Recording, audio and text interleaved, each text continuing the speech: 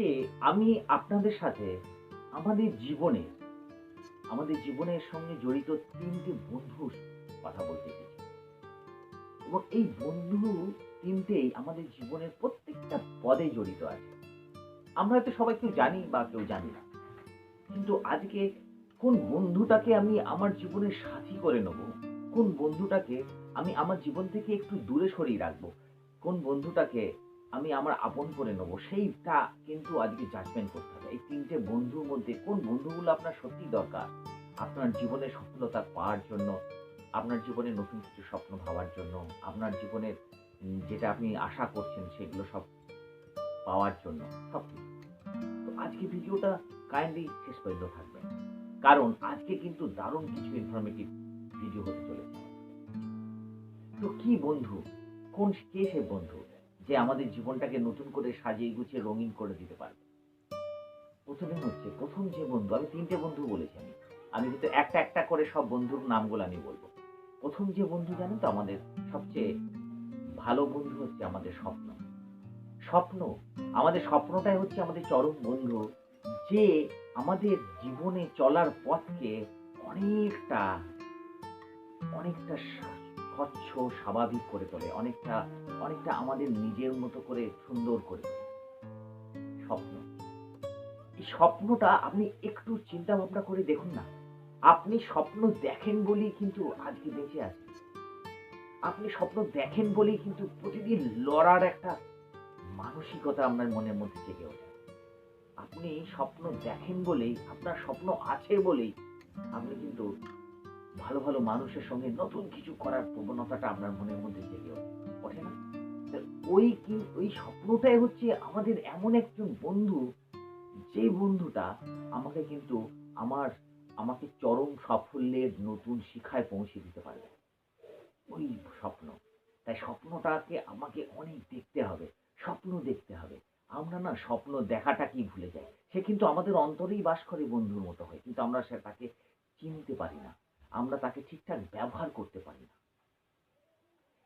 তাই জন্যই কিন্তু আমরা সফলতা পাই না। তাই আমরা এবার থেকে আমাদের স্বপ্ন বন্ধুটাকে আষ্টে পৃষ্ঠে এমন বাঁধনে বেঁধে রাখবো, যেন আমাদের চলার পথটা আরো সুন্দর হয়ে যায়, আরো আরো স্বচ্ছ হয়ে যায়। এটা আমাদের লক্ষ্য রাখতে হবে। আর দ্বিতীয় কি বন্ধু বলুন তো? দ্বিতীয় বন্ধু হচ্ছে আমার কর্ম। কর্ম হচ্ছে আমাদের কিন্তু একটা দারুণ বন্ধু। দেখুন, আমি স্বপ্ন দেখলাম প্রচুর, কিন্তু কর্ম করলাম না, তাহলে কিন্তু একে অপরের সঙ্গে যোগাযোগ ঠিকঠাক থাকলো না তাদের মধ্যে। তাহলে স্বপ্ন দেখার পর আপনাকে কিন্তু কর্ম করতে হবে। আমি বিছানায় বসে রাজা হওয়ার স্বপ্ন দেখছি, কিন্তু অথচ তার জন্য কোনো কাজ করছি না, কর্ম করছি না, তাহলে কিন্তু আমাদের কোনো সফলতা আসবে না। আমাকে কিন্তু আমার স্বপ্নের তালে তালে কর্মটাকেও আমার আরেক হাতে আমাকে ধরতে হবে, বন্ধুর হাতটা। আরেক হাত ধরতে হবে, তাহলে এক হাতে আমাকে স্বপ্ন ধরতে হবে, আর এক হাতে আমাকে কর্ম করতে হবে। এই স্বপ্ন আর কর্ম, এই দুটো বন্ধুটাকে যদি আমরা ঠিকঠাক ভাবে কাজে লাগাতে পারি, চিন্তা করুন, চিন্তা করতে পারবেন না, আপনাদের প্রত্যেকটা কাজে সফলতা আমরা পাবই। কেউ রুখতে পারবে না। অনেক না পাওয়ার বেদনা আছে না আমাদের মধ্যে? এটা পাইনি, ওটা পাইনি, কত কষ্ট বলুন তো? কত মানুষের না পাওয়ার ব্যথাগুলো, কত কষ্ট লাগে না ভাবলে? ইস, সবাই পাচ্ছে, আমি পাচ্ছি না। কিন্তু সবার মধ্যেও যা ক্ষমতা আছে, আমার মধ্যেও তাই ক্ষমতা আছে। কিন্তু দেখুন, এই ৩টে বন্ধু সবার মধ্যেই আছে। ৩টের মধ্যে আমি যে ২টো বন্ধু বললাম, এই ২টো বন্ধু তো আমার মধ্যে আছে। এখনো ৩টে তো বলিনি, কিন্তু ২টো বন্ধু তো আমার মধ্যে আছে। একটা হচ্ছে স্বপ্ন আর একটা হচ্ছে কর্ম। তাহলে এই বন্ধু দুটোকে ঠিকঠাক কাজে লাগাবো না? অবশ্যই কাজে লাগাবো। যাই স্বপ্ন দেখবো, সেই স্বপ্নটার জন্য আমরা কর্ম করব। যা প্রপার প্ল্যানিং করে কর্ম করব। দেখবেন, তাহলে এই ২টো বন্ধুকে যদি আমরা দু হাতে নিতে পারি না, তাহলে ম্যাজিক হয়ে যাবে। আর একটা বন্ধু, আর ৩ নম্বর বন্ধু হচ্ছে আমাদের অজুহাত। অজুহাত, আপনারা অজুহাত বললেই হয়তো ভাবছেন যে এটা তাহলে আমার খারাপ বন্ধু হতে পারে। ও আমার বন্ধু হলো কি করে? এক্সাক্টলি সেটাই আমরা চিন্তা ভাবনা করি, কিন্তু আপনি এটা ভাবুন না, এইভাবে ভাবুন। দেখুন, আমরা যখন স্বপ্ন দেখি, স্বপ্ন দেখে যখন আমরা কর্ম না করি, তখন কি হয়? আমরা অসফল হয়ে যাই। এই অসফল হয়ে যাওয়ার পরে কি হয়, তখন আমরা কি নিজেকে বাঁচানোর জন্য কি করি, অজুহাত দেখাই।